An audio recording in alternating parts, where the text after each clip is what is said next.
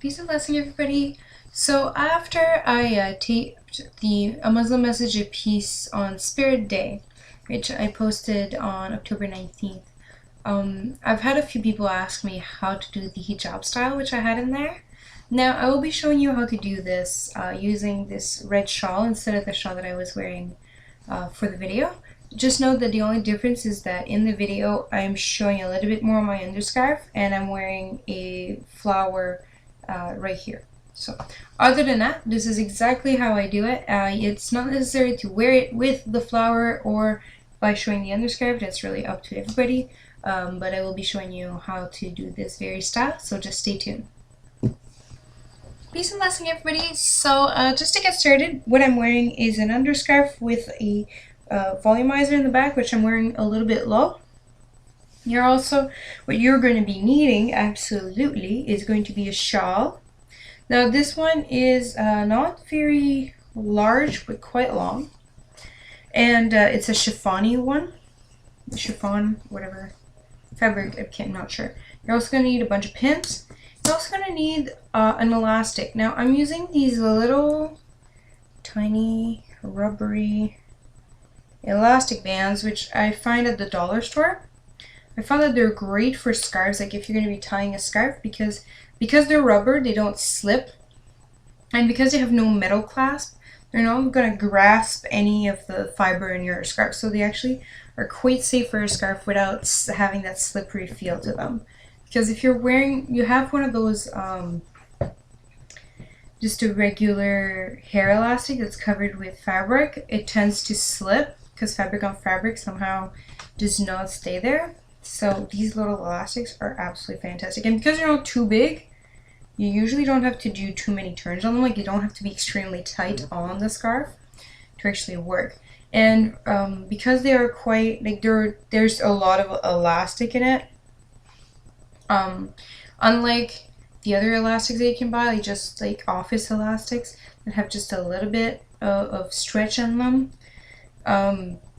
those ones tend to you actually have to turn it over and over and over and over again in order for them to stay on the scarf. So just keep that in mind. Like, you want to herd the fiber to keep the fibers as like healthy as possible, I guess.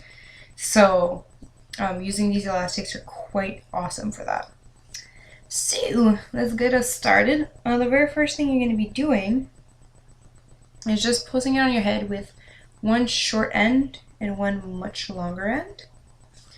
You're going to be tying it from under, so into the side. So under here. So I've just passed the long end underneath, and then I'm going to tie it on the side. Now, why am I doing it on the side, you're asking? You'll see in a second. It's going to be much easier to have the scarf working that way, and the twist coming off the side.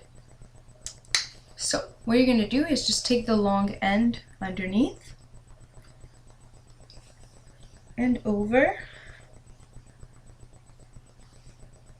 and there. Now you might want to attach it, if you need to, however you want on your head, but just make sure that it's kind of right behind the knot. So this is the very first length I have. I want to make sure that it remains just right behind it, just so that's solid right here. And of course I made sure that the length of the scarf here covers my neck and the back of my neck and everything, and the rest I'm going to be pulling forward. Now you're going to work on the twist from here. So what you want to do is just twist the scarf both end and just kind of make sure to twist it against one another here.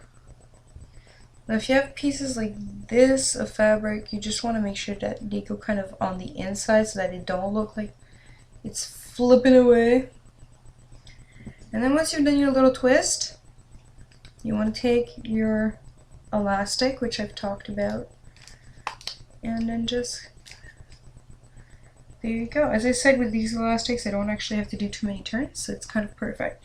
Now, of course, based on the color of your scarf, you might have different elastic colors you might want to use instead of this one, but it happens. Now, if you're not wearing a turtleneck, if you're not wearing something that covers properly underneath, you'll want to make sure that you leave enough length, like before you start twisting, to cover everything.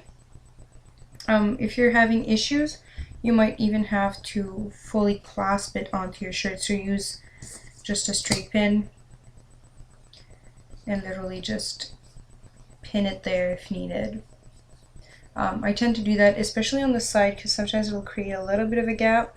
So I'll just pin it together there if the need is there.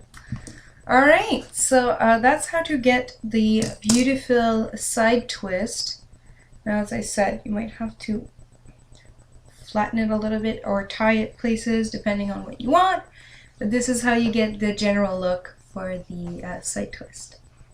Alright, well, peace and blessing everybody, and see you soon.